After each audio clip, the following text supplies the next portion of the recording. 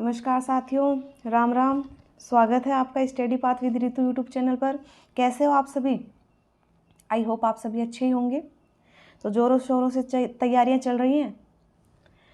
चलो हम भी आ गए हमारी नेक्स्ट सेशन लेके। तो हमारी जो आज की क्लास होगी ये होगी मिक्स क्वेश्चन की। इसमें 31-32 क्वेश्चन होंगे, 35 इसमें टोटल क्वेश्चन होंगे। मिक्स क्वेश्चन है, बहुत ही अच्छे हैं। तो स्टार्ट करते हैं।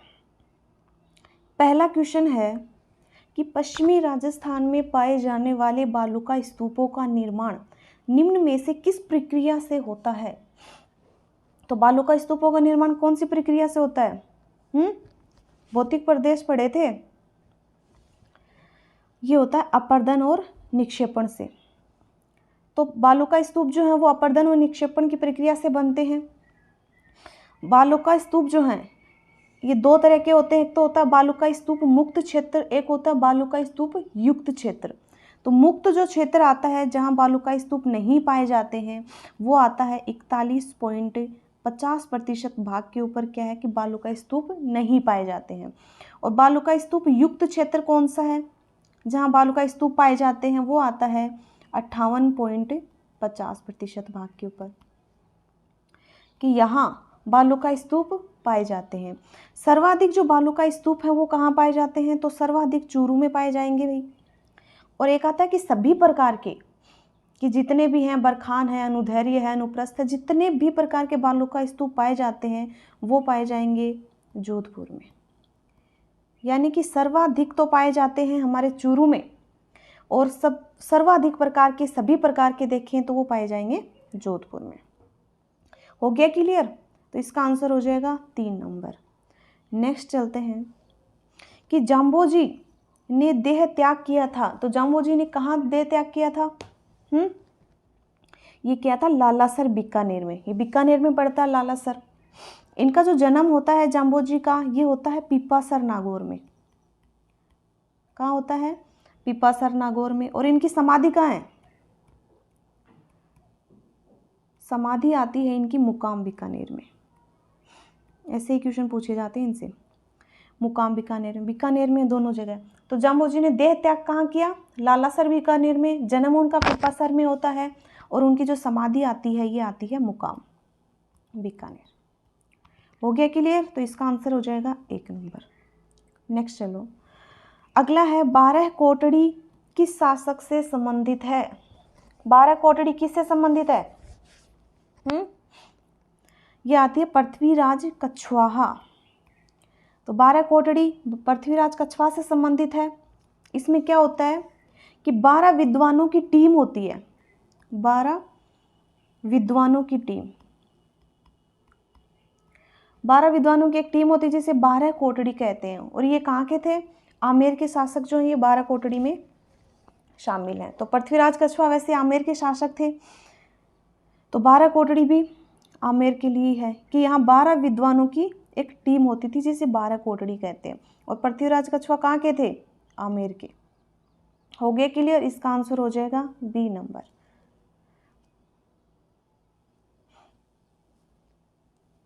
और किसी भी क्वेश्चन में कोई भी गलती लगती है या फिर आप अपना ओपिनियन देना चाहते हैं तो बिल्कुल कमेंट बॉक्स में जवाब देना, बताना आपको सेशन कैसा लगा और आप किस हिसाब से कि भाई हाँ मैम ऐसे करवाइए, ऐसे करवाइए। तो अपना खुद का भी बताओ कि भाई हाँ हमें ऐसे पसंद है।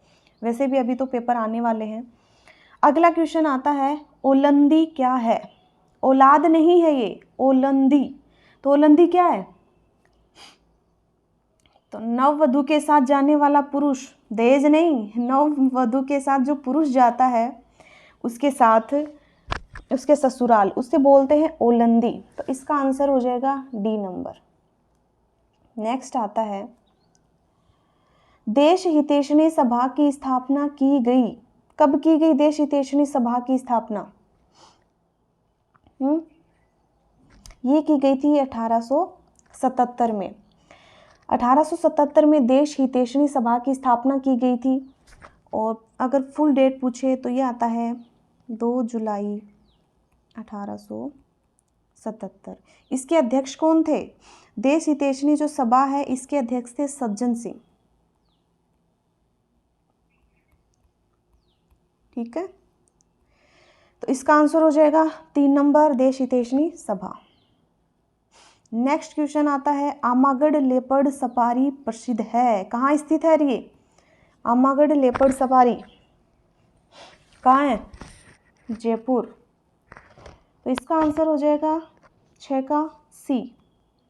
नेक्स्ट आता है, टिड्डी नियंत्रण पुस्तक का विमोचन किया गया था, किसने किया था टिड्डी नियंत्रण पुस्तक का विमोचन? तो वो आते हैं लालचंद कटारिया। लालचंद कटारिया जो है, इन्होंने टिड्डी नियंत्रण, एक पुस्तक आती है जिसका विमोचन किया था। और एक आता टिड्डी चेतावनी संगठन कहाँ है? तो टिड्डी चेतावनी संगठन अगर कोई पूछे तो वो है जोधपुर में।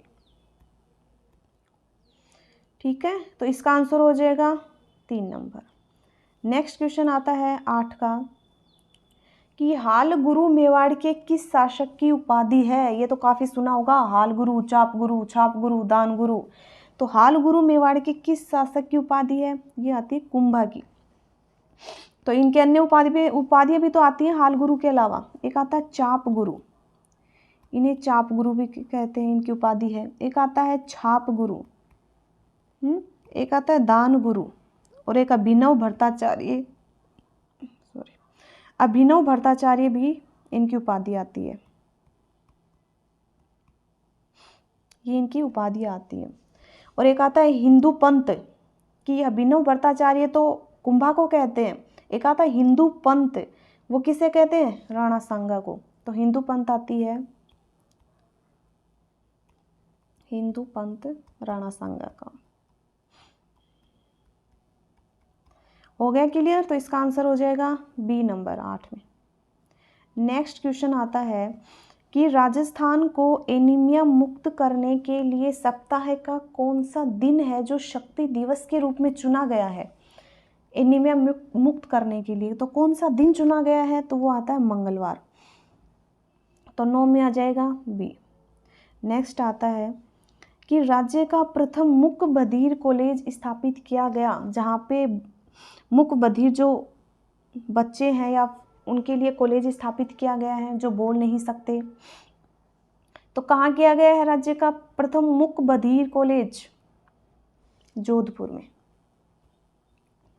ठीक है, 10 में हो जाएगा बी। नेक्स्ट है, बिट्ठू मेहा के रसावले में किसके वीरतापूर्ण कार्यों का वर्णन किया गया है? तो बिट्ठू मेहा के रसावले किसका वर्णन किया गया है? गोगा जी का। गोगा जी का ही किया गया है। बिट्ठू मेहा जी जो है उनकी रचनाएं आती हैं, ये गोगा जी के रसावले जो है, बिट्ठू मेहा, गोगा जी के जो रसावले आते हैं वो बिट्ठू मेहा की आती है।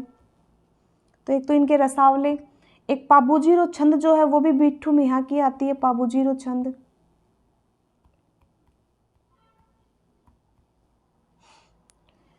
तो इसका आंसर हो जाएगा ए नंबर।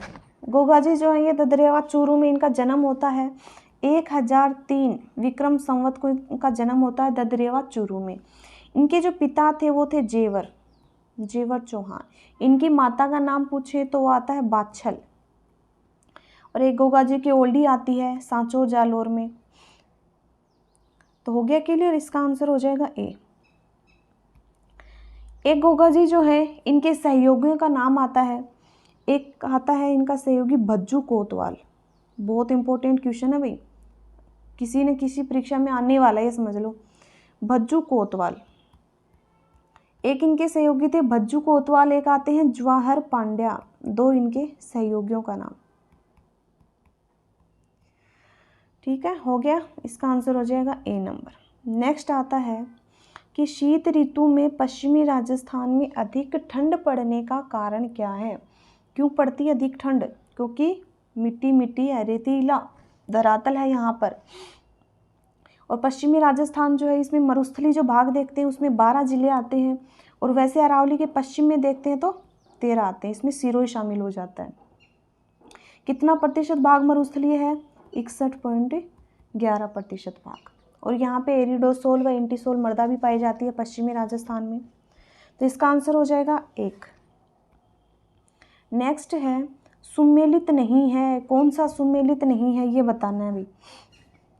तो बताओ, ये सिक्कों के बारे में बताना है कि भरतपुर में सालिम शाही, एक आता है करौली में माणक शाही, एक आता है कोटा में मदन शाही और धौलपुर में तमंचा शाही।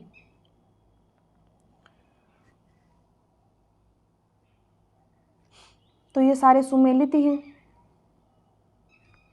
एक गुमान शाही, ये हालिया जो आते हैं ये भी कोटा में आते हैं, तो गुमान शाही कोटा में आता है, मदन शाही भी आता है, गुमान शाही भी है, तो ये सारे ही सुमेलित हैं। धौलपुर में तमंचा शाही, कोटा में मदन शाही और करौली में माणक शाही। नेक्स्ट आता है कि राजस्थान हरिजन सेवक संघ की स्थापना कब की गई। तो राजस्थान हरिजन सेवक संघ की स्थापना कब हुई थी? 1934 में हुई थी। कहाँ हुई? अजमेर में। अध्यक्ष कौन थे? हरविलास सारदा। हरविलास सारदा इसके अध्यक्ष थे। तो हरिजन सेवक संघ की स्थापना 1934 में अजमेर में होती है और इसके अध्यक्ष हैं हरिविलास सारदा। तो इसका आंसर हो जाएगा 14 में सी। नेक्स्ट है चीरवा शिलालेख में किस राजवंश के शासकों का उल्लेख है? चीरवा शिलालेख किसका उल्लेख है?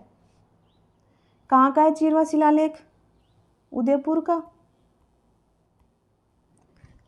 किसका उल्लेख है? तो ये आता है मेवाड़ के गुहिलों का, और ये शिलालेख आता है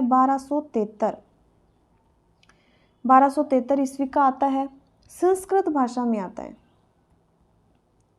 संस्कृत में। तो चीरवा शिलालेख है उदयपुर में, मेवाड़ के गुहिलों का वर्णन है, 1273 ईस्वी का है और संस्कृत भाषा में है। इसका आंसर हो जाएगा 15 में सी। नेक्स्ट है वीरजी भाटी, अमरदास भाटी, माधोदास कौन सी चित्र शैली के चित्रकार है? कौन सी चित्र शैली है? तो ये आती है जोधपुर चित्र शैली के। तो इसका आंसर हो जाएगा 16 में 1। अगला है प्रदेश में पहली बार किस विधानसभा में विधानसभा अध्यक्ष, राज्यपाल व मुख्यमंत्री तीनों पदों पर ही महिलाएं थी?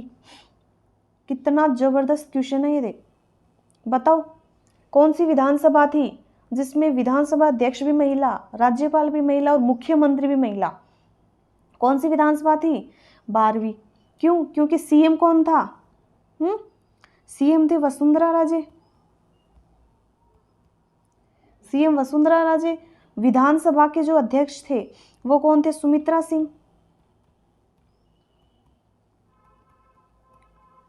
और एक आता है राज्यपाल, राज्यपाल थे प्रतिभा पाटिल, प्रतिभा देवी सिंह पाटिल। प्रतिभा पाटिल उस टाइम पे राज्यपाल थी 12वीं विधानसभा में। तो हो गया क्लियर, 12 में हो जाएगा बी। बहुत अच्छा क्वेश्चन है, ऐसे क्वेश्चन पूछे जाते हैं घुमा घुमा के, धो के मारा जाता है बच्चों को आजकल। अगला आता है 18 नंबर, केंद्रीय कृषि अनुसंधान केंद्र दुर्गापुरा जयपुर की स्थापना कब की गई? तो दुर्गापुरा जयपुर जो केंद्रीय कृषि अनुसंधान केंद्र, इसकी स्थापना होती है 1943 में। नेक्स्ट आता है वह व्यक्ति जो 1857 के स्वतंत्रता संग्राम के दौरान हाथी पर बैठकर क्रांतिकारियों का उत्साह बढ़ाता था। बताओ कौन था? जो खुद तो लड़ता नहीं था लेकिन हाथी पर बैठ के क्रांतिकारियों का जरूर उत्साह बढ़ाता था। कौन थे वो? वो थे सूर्यमल मिश्र। तो 19 में हो जाएगा डी। अगला है अकबर के नागौर दरबार में अकबर की अधीनता स्वीकार करने वाला जैसलमेर का शासक था। कौन थे? वो थे हर्राज भाटी। हर्राय जो भाटी हैं ये अकबर के नागौर दरबार में उनकी अधीनता स्वीकार करने वाले जैसलमेर के पहले शासक थे। नागौर दरबार कब होता था? 1570 में आयोजित हुआ था। तो अकबर की अधीनता किसने स्वीकार की थी जैसलमेर में? हर्राय भाटी ने। तो 20 में हो जाएगा 3 नंबर। नेक्स्ट आता है राजस्थान पुनर्वास एवं शोध संस्थान कहाँ खोला गया? कहाँ खोला गया? जामडोली कहाँ है? जयपुर में। तो 21 में हो जाएगा सी। चर्चित व्यक्तित्व सीता माली किस खेल से संबंधित हैं? किस खेल से संबंधित हैं? पैरा स्विमिंग से। और सीता माली जो हैं ये कहाँ के हैं भाई? बालोतरा के निवासी हैं, बालोतरा बाड़मेर के निवासी। तो 22 में हो जाएगा 3 नंबर। नेक्स्ट है मोमासर उत्सव संबंधित है। मोमासर बताओ, बहुत ही अच्छा क्वेश्चन है। मोमासर कहाँ का उत्सव है? ये बीकानेर का है। इसमें क्या होता है मोमासर उत्सव में कि एक लोक संगीत है, जैसे कला है, संस्कृति, इसका 2 दिवसीय उत्सव होता है। कितना होता है? 2 दिवसीय।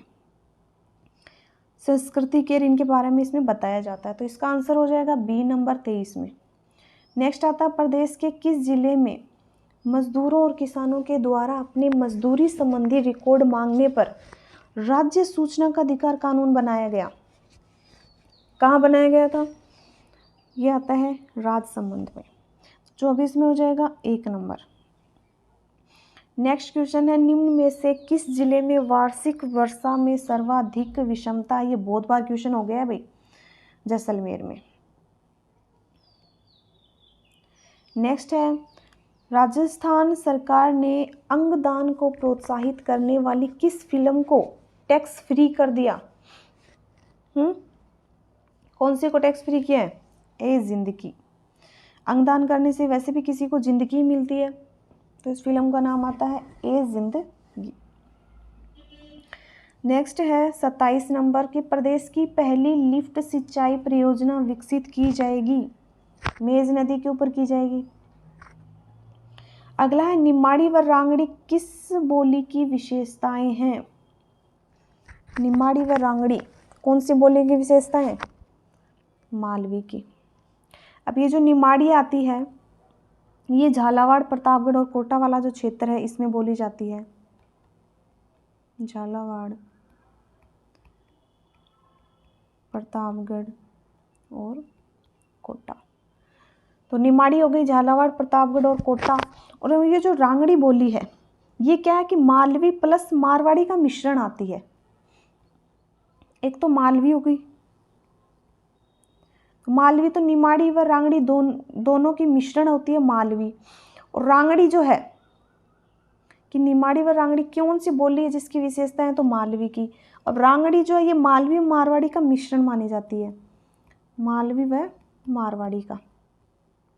तो हो गया क्लियर। इसके आंसर हो जाएगा 3 नंबर। नेक्स्ट क्वेश्चन है निम्न में से कौन सा त्योहार है जो होली के लगभग 1 पखवाड़े बाद मनाया जाता है? बताओ, होली के 15 दिन बाद, पखवाड़ा 15-15 का समूह होता है, तो कौन सा त्योहार है जो होली के लगभग 1 पखवाड़े बाद मनाया जाता है? पखवाड़े का मतलब होता है पक्ष, ठीक है, यानी कि होली के लगभग कौन से पक्ष वाले उसके बाद या फिर 15 दिन बाद कौन सा त्योहार बनाया जाता है? तो हमारे गणगौर पूजा जाता है ना, कब पूजा जाता है? चैत्र शुक्ल तृतीया को। चैत्र शुक्ल तृतीया को। होली के बाद गणगौरी तो आती है, ले डूबी गणगौर। और होली कब बनाई जाती है? फाल्गुन पूर्णिमा को। तो इसका आंसर हो जाएगा सी। नेक्स्ट है राजस्थान के किस नगर में प्रसिद्ध मीनाकारी गहने बनाए जाते हैं? मीनाकारी गहने बनाए जाते हैं ना जयपुर में। मीनाकारी जो कला है वो आमेर के मानसिंह के द्वारा लाई गई थी लाहौर से। कहाँ से लाई गई थी? मानसिंह द्वारा, लाहौर से। और मीनाकारी के जादूगर किसे कहते हैं? कुदरत सिंह। तो इसका आंसर हो जाएगा ए जयपुर। नेक्स्ट है मनरेगा कार्यक्रम का क्रियान्वयन किसके द्वारा किया जाता है? तो मनरेगा कार्यक्रम किसके द्वारा किया जाता है? तो ये किया जाता है पंचायतों के द्वारा, ग्राम पंचायतों के द्वारा।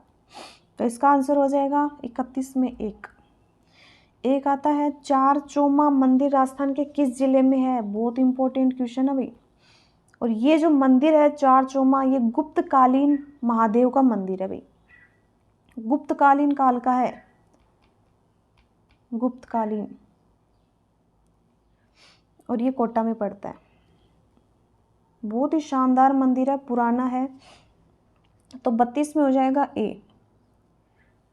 अगला है वर्ष 2011 में राजस्थान की कुल जनसंख्या में जनजाति का प्रतिशत था। 2011 में कितनी थी जनजातियों का प्रतिशत?